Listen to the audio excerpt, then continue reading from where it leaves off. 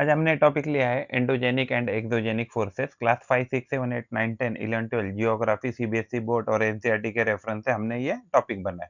तो endogenic forces कौन से फोर्सेस है जो अर्थ के कोर से हमें मिलते हैं तो उसको बोलेंगे हम एंडोजेनिक फोर्सेस। और एक्सोजेनिक फोर्सेस कौन से है तो एक्सोजेनिक फोर्सेस जो हमें अर्थ के सरफेस पे दिखते हैं तो उसको हम एक्सोजेनिक फोर्सेस कह सकते हैं। तो एग्जैक्टली ये जो फोटो है वोल्केनो का, तो वोल्केनो क्या है, एक प्रकार का क्या है, तो ये एंडोजेनिक ही फोर्स है। तो प्लेट मूवमेंट क्या होता है कि जब भी अर्थ की जो टेक्टोनिक प्लेट्स है, अगर मान लीजिए या कॉन्टिनेंटल प्लेट है या ओशियनिक प्लेट है, अगर वो मान लीजिए ओशियनिक प्लेट या कॉन्टिनेंटल प्लेट अगर वो मान लीजिए मूव कर रही है, आगे आगे पीछे यानी कि वर्टिकली मान लीजिए वाई एक्सिस में अगर मूव कर रही है, अगर हम ऐसे प्रिज्यूम करें वाई एक्सिस में, तो इसको हम ट्रांसफॉर्म बाउंड्री कहेंगे। अगर मान लीजिए एक्स एक्सिस में एक दूसरे से दूर जा रही है, तो उसको हम डाइवर्जेंट बाउंड्रीज कहेंगे। अगर मान लीजिए एक दूसरे के साथ मान लीजिए एक्स एक्सिस में ही मूव कर रही है, लेकिन क्या कर रही है, एक दूसरे को अप्रोच कर रही है, तो इसको हम कन्वर्जेंट बाउंड्री कहते हैं। तो कन्वर्जेंट बाउंड्री जो रहता है उससे हमें हमारे क्या होते हैं, फोल्ड माउंटेन बन सकते हैं, या हमारे पास फोल्ड माउंटेन यहाँ से बन सकता है, यहाँ से हमारे पास ब्लॉक माउंटेन बन सकते हैं। और ट्रांसफॉर्म बाउंड्री जो है तो इसमें अलग अलग डिपेंड है, अगर मान लीजिए ये सरफेस ऊपर गया नीचे गया, तो इस केस में हमारे पास अलग अलग माउंटेन बन सकते हैं। जो एंडोजेनिक फोर्सेस में अगर बात करें तो जनरली जो भी हमारे अर्थ के सरफेस में जो भी मूवमेंट चल रही है, तो उसकी वजह से टेक्टोनिक प्लेट के मूवमेंट से अर्थक्वेक हो सकता है, या अदरवाइज कहीं फॉल्टिंग हो गई है। तो फॉल्टिंग में से क्या हो जाएगा, जो रॉक मोल्टन रॉक है, तो मोल्टन रॉक अगर अर्थ सरफेस पे आ जाएगा तो वोल्केनो प्रोड्यूस हो जाएगा। तो अगर ये फोल्ड माउंटेन की प्रोसेस देखें, देखिए फोल्ड माउंटेन में क्या होता है ना कि एक टेक्टोनिक प्लेट और दूसरी टेक्टोनिक प्लेट या ओशियानिक प्लेट कह सकते हैं। तो ये क्या होती है कि एक एक जो प्लेट है वो नीचे जा रही है और जो दूसरी जो है कॉन्टिनेंटल क्रस्ट मान लीजिए उसके ऊपर जा रहा है। तो उसकी वजह से क्या बनने वाले हैं, तो रीजेस बनने वाले हैं। तो ये फोल्ड माउंटेन ऐसे बनते हैं। अगर मान लीजिए एक दूसरे से दूर जा रहे हैं प्लेट्स, तो भी हमारे पास कुछ ना कुछ जियोमॉर्फोलॉजी में चेंजेस आ जाएँगे। जैसे एक दूसरे से दूर जा सकते हैं या एक दूसरे के पास आके कंप्रेशन प्रोड्यूस कर सकते हैं। ओके, और ये क्या है, केप फोल्ड माउंटेन्स है। तो ये क्या होता है कि ये जो सरफेस है उसका सैगिंग हो जाता है कॉन्टिनेंटल क्रस्ट का। तो जो प्लेटू फॉर्मेशन होता है, तो प्लेटू फॉर्मेशन से जनरली क्या होता है कि जब भी लावा बाहर से आता है अर्थ सरफेस के, तो लावा जब कूल डाउन हो जाता है अर्थ सरफेस पे, तो उससे जनरली क्या बनेगा, जो प्लेटू बन बन सकता है। हाँ? इन इन सम केसेस कभी-कभी माउंटेन भी बन जाते हैं। तो टाइप्स ऑफ माउंटेन कौन से हैं? फोल्डेड माउंटेन्स है, अपवर्ड माउंटेन है, फॉल्ट ब्लॉक माउंटेन्स है एंड वोल्केनिक माउंटेन है। तो फोल्डेड माउंटेन क्या होगा, जब मान लीजिए कन्वर्जिंग हो रही है मान लीजिए प्लेट्स या कॉन्टिनेंटल जो भी बड़ा मास है, अगर वो एक दूसरे में कन्वर्ज हो रहा है तो फोल्डेड माउंटेन बनेंगे, तो कंप्रेशन की वजह से। और अप अपवार्प माउंटेन कब बनेंगे, मान लीजिए ये कन्वर्जिंग करते समय कुछ अगर पोर्शन ऊपर आ गया तो अपवार्प माउंटेन बनेंगे। और फॉल्ट ब्लॉक माउंटेन कब होंगे, जब मान लीजिए वाई एक्सिस में ऊपर नीचे अगर मान लीजिए कंपेयर टू मान लीजिए दूसरी जो भी कॉन्टिनेंटल मास है तो उसके मुकाबले में मान लीजिए दूसरा मास ऊपर निकल गया, तो उसको क्या कहेंगे, फॉल्ट ब्लॉक माउंटेन कहेंगे। तो वोल्केनो इरप्शन से वोल्केनिक माउंटेन बनते हैं। तो जब भी हमारे पास टेक्टोनिक प्लेट मूवमेंट होता है, जो भी ऊपर हिस्सा रहता है उसको हॉस्ट कहते हैं, जो भी नीचे रहता है हिस्सा उसको ग्रैबन कहते हैं। और ये जो हिस्सा है, ये जो फ्लैट सरफेस, तो इसको स्क्रैप ऐसे कहते हैं। तो स्कार्प ऐसे भी कह सकते हैं। So this is host, this is scarp, and this is graben. So fault block mountains are formed when the blocks of bedrocks are split into two by tectonic plate activity. तो tectonic plate की activity से क्या बन सकता है, fault block mountain बन सकता है। तो एंडोजेनिक फोर्सेस क्या है, तो एंडोजेनिक फोर्सेस ऐसे फोर्सेस है जिसको जो अर्थ के कोर से लगेंगे या इनसाइड ऑफ द अर्थ से लगेंगे, तो इसको एंडोजेनेटिक फोर्सेस भी कहा जाता है, या इसको जियोलॉजिकल प्रोसेस भी कहा जाएगा। तो ये कहाँ से, अर्थ के जो सेंटर है या इनर है, तो इनर साइड से लगेंगे। तो ये क्या रिस्प ये ये जो एंडोजेनिक फोर्सेस है, this forces are responsible for shaping the earth surface. तो अर्थ सरफेस में अलग शेप आ जाता है through the movement and deformation of crust. तो क्रस्ट क्या होता आता है, तो उसका मूवमेंट होता रहता है या डिफॉर्मेशन होता रहता है, जिससे माउंटेन बन सकते हैं, वैली बन सकते हैं या प्लेट्यूज बन सकता है। तो इसको एनर्जी कहाँ से मिलती है एंडोजेनिक फोर्सेस के लिए, तो अर्थ का इंटरनल जो हीट है या एनर्जी है, जैसे फॉर एग्जांपल रेडियो एक्टिव है, रोटेशनल एनर्जी है या टाइडल फ्रिक्शन एनर्जी है, या प्राइमोर्डियल हीट एनर्जी है, तो ये क्या है एंडोजेनिक फोर्सेस के सोर्सेस है। तो लैंडफॉर्म क्या-क्या क्रिएट कर सकता है एंडोजेनिक फोर्सेस, माउंटेन बिल्ड कर सकता है, फॉल्टिंग में से ब्लॉक माउंटेन कर सकता है या वोल्केनो प्रोड्यूस कर सकता है और वोल्केनिक प्लेटू बन सकता है, वोल्केनिक माउंटेन बन सकता है। तो सडन इवेंट क्या-क्या प्रोड्यूस कर सकता है endogenic forces, earthquake, volcanic eruptions, these are the effect of the endogenic forces. तो ये एग्जैक्टली स्लो भी हो सकते हैं, तो स्लो मूवमेंट को एपिरोजेनिक मूवमेंट ऐसे कहते हैं, जो कॉन्टिनेंट बना सकता है। These are called continent forming processes.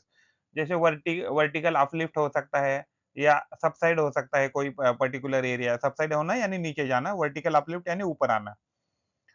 Mountain building क्या है? तो माउंटेन बिल्डिंग होता है जब कोलिजन ऑफ टेक्टोनिक प्लेट, जब टेक्टोनिक प्लेट एक दूसरे के साथ कोलाइड करती है, तो एक आधा सरफेस जो है, वन सरफेस अपलिफ्ट हो सकता है of the earth crust forming mountain ranges. जैसे फॉर एग्जांपल हिमालय जो है, तो इसी फोर्सेस से बनाया हुआ है। तो these are the Himalaya is formed out of the collision of the tectonic plates.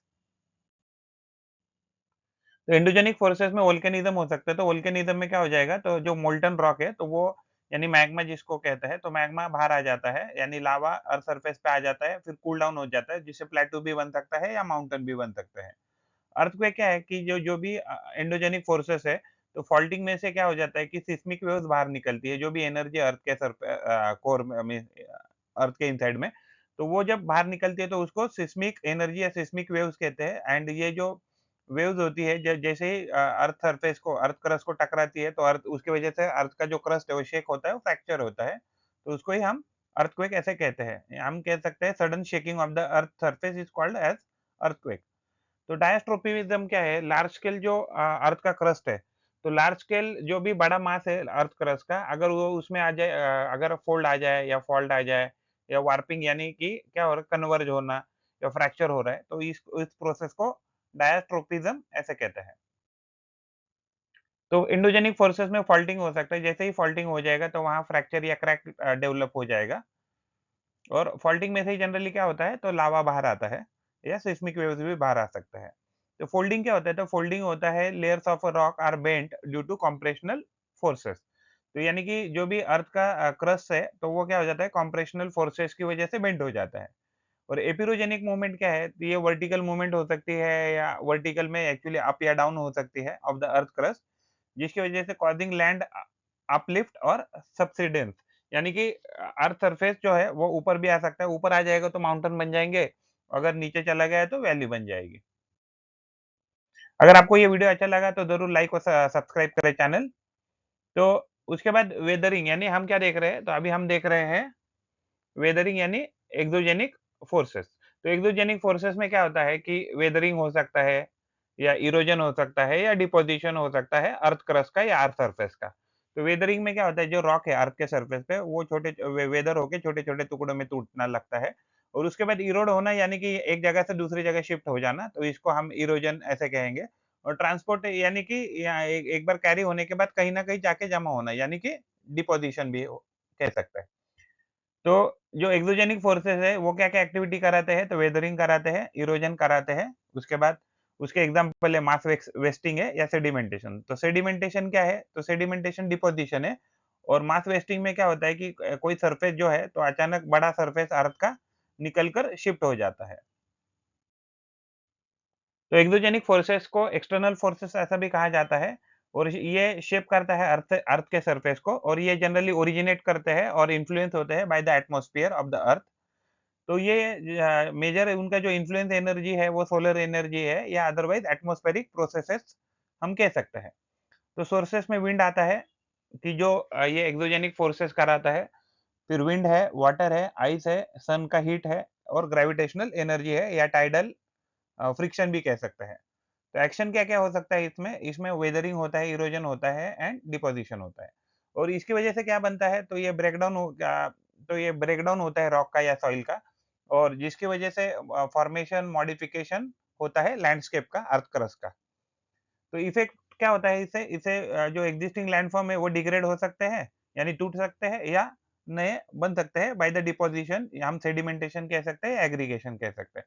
Weathering क्या होता है? जब भी रॉक है या मिनरल है या उनके बड़े-बड़े टुकड़ों से छोटे-छोटे टुकड़े अगर बनने चालू हो गए या उनका ब्रेकडाउन हो गया चालू, तो उसको ही हम वेदरिंग कहते हैं। तो एक्सोजेनिक फोर्सेस में फिजिकल वेदरिंग क्या है? ऐसी वेदरिंग कि जिसमें क्या है कि सिर्फ टेम्परेचर चेंज की वजह से आइस, वाटर या बायोलॉजिकल प्रोसेस से सिर्फ रॉक डिसइंटीग्रेट हो रहा है, ओनली फिजिकल चेंज हो रहा है। केमिकल वेदरिंग क्या हो रहा है कि रॉक डिसइंटीग्रेट हो रहा है but with the help of chemicals. तो ये केमिकल रिएक्शन से वाटर के साथ हो सकती है, आइस के साथ हो सकती है या एटमॉस्फेरिक गैसेस के साथ हो सकती है या एसिड के साथ होती है। यानी कि जो भी मिनरल है या रॉक है, वो जब वाटर, आइस या एटमॉस्फेरिक गैसेस है या एसिड है या उनके केमिकल जब उनके साथ रिएक्ट करते हैं केमिकल रिएक्शन और रॉक का डिकम्पोजिशन कराते हैं, उसको हम केमिकल वेदरिंग कहेंगे। तो बायोलॉजिकल वेदरिंग तब होगा जब रॉक का ब्रेकडाउन हो रहा है, प्लांट हो या एनिमल हो या माइक्रो ऑर्गेनिज्म है, तो अगर ये कोई वेदरिंग करे तो इसको हम बायोलॉजिकल वेदरिंग कहेंगे। तो बायोलॉजिकल वेदरिंग 2 प्रकार की हो सकती है, फिजिकल भी हो सकती है या केमिकल भी हो सकती है। तो इरोजन क्या है?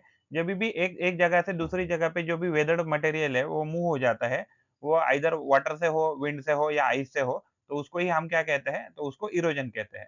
तो डिपोज़िशन क्या है? जो भी वेदर्ड मटेरियल है, वो किसी नए लोकेशन पे जाके डिपॉज़िट होने लगा, तो इसको डिपोज़िशन कहते हैं। तो डिपोज़िशन से हमें डेल्टा का फॉर्मेशन होता है, फ्लड प्लेन का मिलता है। इवन सेडिमेंटेड रॉक भी डिपोज़िशन का ही एग्ज़ाम्पल है। तो मास वेस्टिंग क्या है कि movement of rock and soil slopes, यानी कि movement of rocks and soil down slopes, यानी कि अगर मान लीजिए ग्रेविटी की वजह से बहुत सारा जो रॉक्स है या सॉइल है, तो वो नीचे मूव करना चालू करते हैं अलोंग द स्लोप, तो उसको ही क्या कहेंगे? Mass wasting. तो इसके उसमें एग्जांपल है लैंडस्लाइड है या सॉइल क्रीप जो है, तो these are the examples of mass wasting. उसके बाद लैंडफ़ॉर्म कौन-कौन से बनते हैं एक्सोजेनिक फोर्सेस में? रिवर वैली बन सकती है, कैनियन बन सकते हैं, सैंड ड्यून बन सकते हैं, ग्लेशियल वैलीज़ बन सकती है, डेल्टास बन सकते हैं और बीचेस बन सकते हैं। तो रिवर वैली तो ये क्या है? ये तो ये इरोजनल है, कैनियन इरोजन है, सैंड ड्यून्स डिपोज़िशन है, ग्लेशियल वैलीज़ इरोजन है, डेल्टा डिपोज़िशन है और बीचेस क्या है? डिपोज़िशन है। अगर आपको इसकी पीडीएफ चाहिए तो आपको ये इसके डिटेल्स दिए हैं। If you like the effort and information, then please like the video and subscribe the channel and provide your valuable comment in the comment box or WhatsApp number 8055638591. Thanks for watching. पढ़ते रहिए, बढ़ते रहिए. Keep learning, keep growing. Thank you.